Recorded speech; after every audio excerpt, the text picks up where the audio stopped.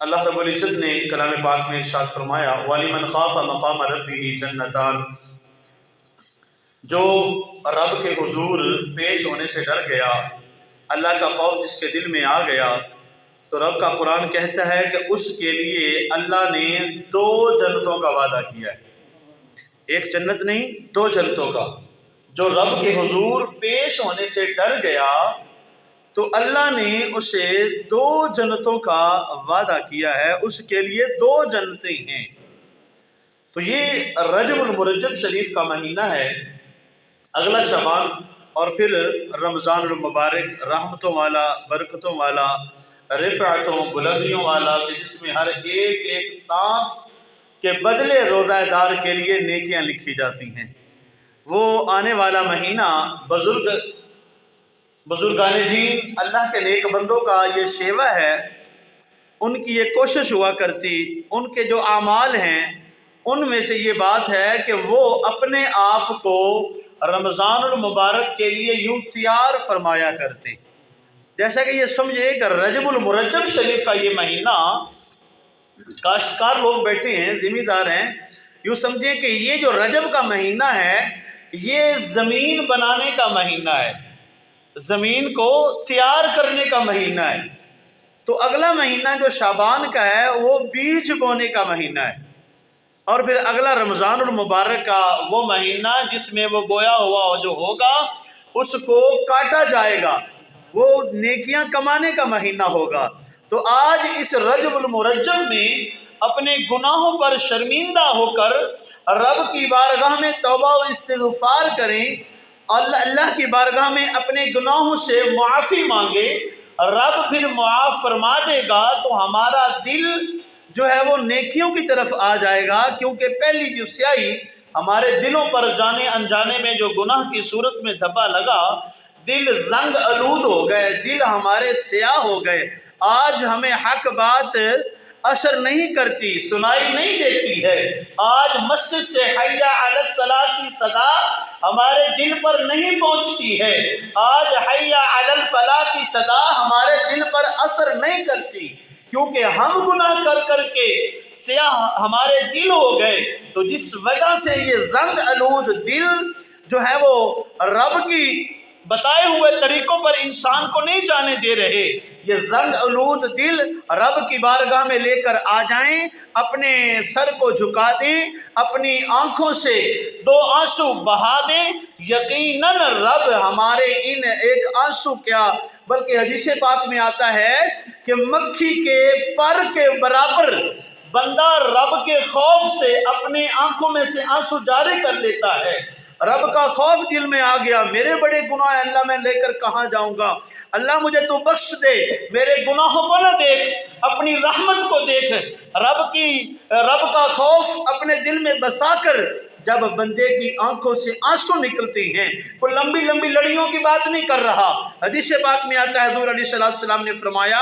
خدا کے خوف سے جس کی آنکھ سے مکھی کے پر کے برابر آنسو نکلتا ہے، اللہ تعالیٰ اس کی بخشش فرما دیتا ہے۔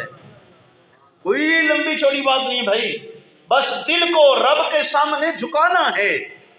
یہ گناہگار دل، یہ سیاہکار دل رب کی بارگاہ میں لے کر آنا ہے، خدا کے خوف سے دل جو ہے نا آنسو کے پانی سے جب دھوئیں گے، خدا کا ذکر کریں گے، تلاوت کلام پاک پڑھیں گے، نمازیں ادا کریں گے، تو یقیناً ہمارا دل صاف ہوگا۔ جب یہ دل صاف ہوگا تو یہی رجب کا مہینہ یوں یہ ہوگا کہ دل ہمارا نرم ہو جائے گا، ہماری زمین یہ نرم ہو جائے گی، تو اگلا جو شعبان کا مہینہ ہے اس میں ہم پھر نیکیاں مزید کریں گے، ہمارا دل اور نیکیوں کی طرف آئے گا، ہم پھر قرآن کی تلاوت بھی کریں گے، پھر ہم مزید نیکیاں کریں گے، تو پھر یہ ہوگا کہ ہم اپنے دل کی یہ کھیتی جو آج نرم کریں گے اس مہینے رجب المرجب میں، اگلے شعبان کے مہینے میں بیج بوئیں گے، تو پھر رمضان المبارک کے مہینے میں ہمیں رحمتیں لوٹنے کا مزہ آئے گا، ہمیں رب کی برکتیں لوٹنے کا مزہ آئے گا، ہمیں رب کی اس مہینے رمضان المبارک میں سحری میں اٹھتے ہوئے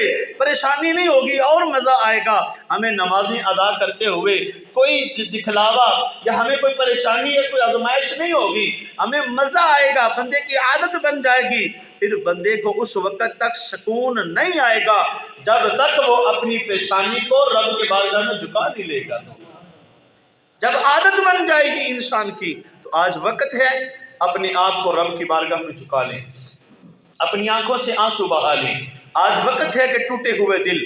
آج وقت ہے کہ یہ گناہوں سے لتھڑے ہوئے دل، آج وقت ہے کہ زنگ آلود دل رب کی بارگاہ میں لے کر آ جائیں، تو اللہ ان ٹوٹے ہوئے دلوں کو، ان کالے دلوں کو، ان اجڑے ہوئے دلوں کو، ان زنگ آلود دلوں کو اللہ ہمارے آنسو کے صدقے نکلے ہوئے آنکھوں سے آنسو کے ذریعے اللہ ہمارے دلوں کے زنگ کو دور فرما دے گا۔ تو ہمیں پھر حی علی الصلاۃ کی جو صدا ہوگی، پھر جب وہ مسجد سے آئے گی تو ہمیں پریشانی نہیں ہوگی۔ جیسے ہی حی علی الصلاۃ کا حکم ہوگا ہمارے قدم خود بخود اٹھنے شروع ہو جائیں گے اور ہم رب کی بارگاہ میں حاضر ہو جائیں گے۔ حضرت علی پاک آپ کے بارے میں آتا ہے کہ جب مسجد سے اذان سنتے ہیں نا، مسجد سے اذان سنیں ذرا، آج ہم بھی اذان سنتے ہیں اور دن میں 5 دفعہ سنتے ہیں، ایک بار نہیں، دن میں 5 دفعہ سنتے ہیں۔ حضرت علی پاک کے بارے میں آتا ہے کہ آپ جب اذان سنتے ہیں نا، اذان، تو آپ کا چہرہ لال ہو جاتا، پسینے آنا شروع ہو جاتے۔ پوچھا بھی کیا وجہ ہے جی، کیا ہے اتنی پریشانی کے آثار کیوں ہیں، یہ چہرہ لال کیوں ہو جاتا ہے؟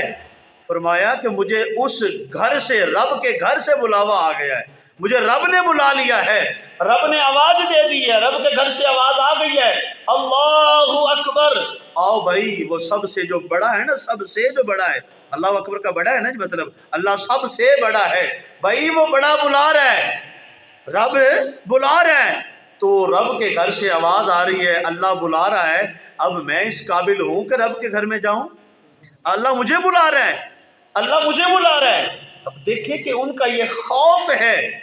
رب کا خوف ہے، اور یہ بات ہمیشہ یاد رکھے، کامیاب بندہ وہی ہوتا ہے جو حضور علیہ السلام نے فرمایا کہ جس کے دل میں یہ 2 چیزیں جمع ہوگی۔ آج ہم بڑا کرتے ہیں نا، اللہ بڑا غفور الرحیم ہے، اللہ بڑا رحم کرنے والا ہے، اللہ تو 70 ماؤں سے زیادہ پیار کرنے والا ہے، بالکل کرنے والا ہے، اس بات کے انکاری نہیں ہے کہ اللہ غفور الرحیم نہیں ہے، یقیناً اللہ غفور الرحیم ہے، وہ بڑا مہربان بھی ہے، رحم والا بھی ہے، نہایت رحم والا بھی ہے، یقیناً کرم کرنے والا ہے۔ خالی رحمت سے بات نہیں بنے گی، اس کا اللہ کا حکم بھی ماننا پڑے گا۔ حضور علیہ السلام نے فرمایا کہ جس بندے کے دل میں 2 چیزیں جمع ہو جائیں پھر وہ بندہ کامیاب ہو جاتا ہے۔ کامیابی کے لیے 2 چیزوں کا جمع ہونا ضروری ہے۔ وہ کون سی 2 چیزیں؟ وہ یہی کہ انسان کے دل میں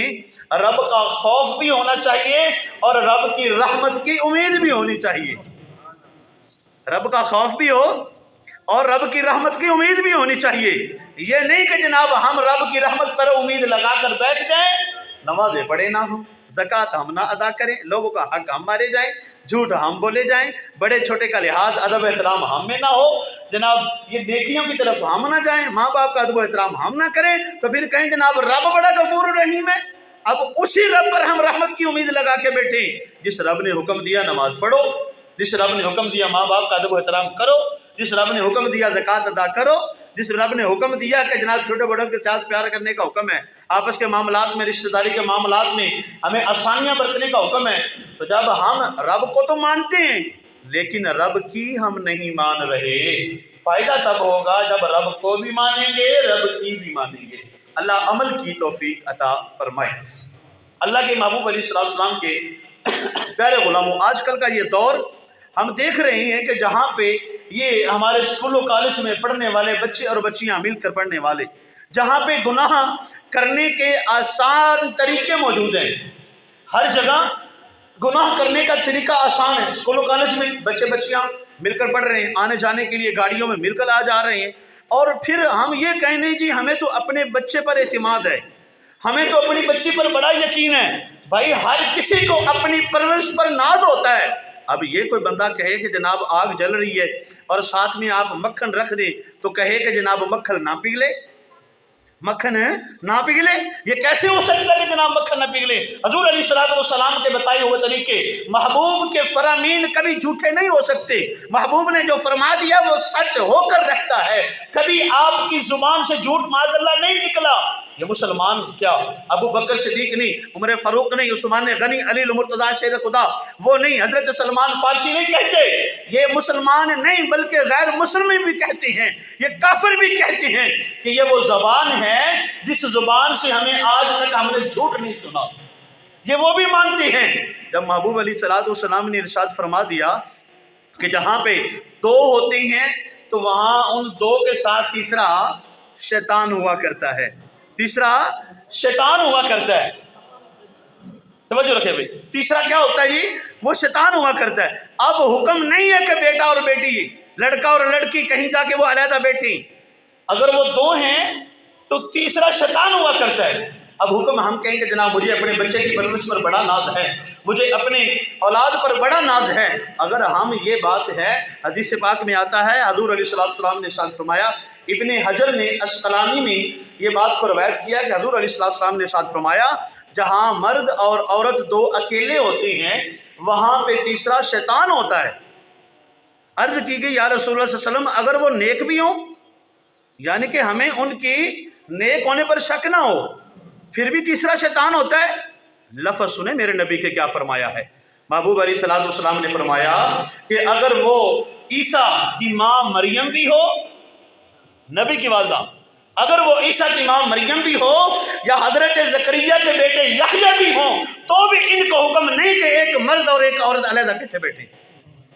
تیسرا شیطان ہوا کرتا ہے، تیسرا شیطان ہوتا ہے۔ اب ایک اور مثال ذہن میں آ گئی، صحابی ہیں ابن مکتوم، نبینہ صحابی ہیں، یہ نبینہ ہے، نظر نہیں آتا، اب حضور کی بارگاہ میں بیٹھے ہیں، حضور علیہ السلام کی بارگاہ میں آئے، حضور علیہ السلام کی ازواج مطہرات آپ تشریف لائیں تو اللہ کا حکم نازل ہو گیا، محبوب علیہ السلام نے فرمایا کہ تم پردہ کر لو۔ عرض کرتی ہیں محبوب کی بیویاں، محبوب کی ازواج مطہرات جو ام المومنین ہیں، تمام مسلمانوں کی مائیں ہیں، جن کے بارے میں ہم کوئی اللہ معاف فرمائے غلط سوچ بھی نہیں سکتے، مسلمانوں کی وہ مائیں ہیں۔ اب کیا حکم ہے؟ محبوب علیہ السلام نے فرمایا کہ تم پردہ کر لو۔ عرض کرتی ہیں یا رسول اللہ صلی اللہ علیہ وسلم یہ تو نبینہ ہیں، ہم ان سے پردہ کیوں کریں، یہ تو نبینہ صحابی ہیں۔ محبوب علیہ السلام نے فرمایا یہ نبینہ ہے، تمہیں تو نظر آتا ہے، یہ نبی کی بیویوں کی بات کر رہا ہوں، نبی کے صحابی کی بات کر رہا ہوں میں۔ آج کے اس دور میں جہاں پہ ہر قدم پہ ایک بندے کے لیے گناہ کرنا آسان ہے، موبائل ہاتھ میں ہے، جس لمحے میں لی جو مرضی دیکھ سکتے دیکھتے ہیں، اس دور کی نہیں اس دور کی بات کر رہا ہوں، محبوب کے صحابہ محبوب کے غلاموں کی بات کر رہا ہوں۔ اگر اس دور میں ہمیں روکا جاتا ہے، ہمیں تنبیہ کی جاتی ہے کہ اگر عیسیٰ بن مریم حضرت عیسیٰ علیہ السلام کی ماں مریم بھی ہو اور حضرت زکریا علیہ السلام کے بیٹے یحییٰ علیہ السلام نبی ہیں وہ بھی ہوں تو بھی ان کو حکم نہیں کہ وہ علیحدہ اکیلے بیٹھیں۔ اب اندازہ خود لگا لیں اور پھر آج کے دور میں ہم دیکھ لیں اور آج کے دور کو موازنہ کر لیں، پھر میں کہوں کہ جناب نہیں مجھے اپنی بیٹے کی پرورش پر بڑا ناز ہے، مجھے اپنی بیٹی کی پرورش پر بڑا ناز ہے۔ ہم کیسے کہہ سکتی ہیں جب شریعت کا حکم ہی نہیں ہے تو پھر ہم کیسے کہہ سکتی ہیں؟ لہٰذا یہ گناہوں کے طریقے یہ بڑے آج کل کے دور میں آسان ہے، تو انسان کو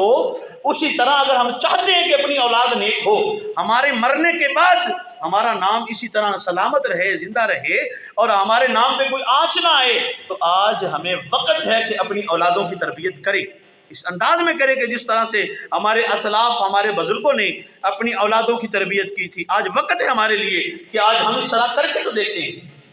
اللہ ہمیں عمل کی توفیق عطا فرمائے۔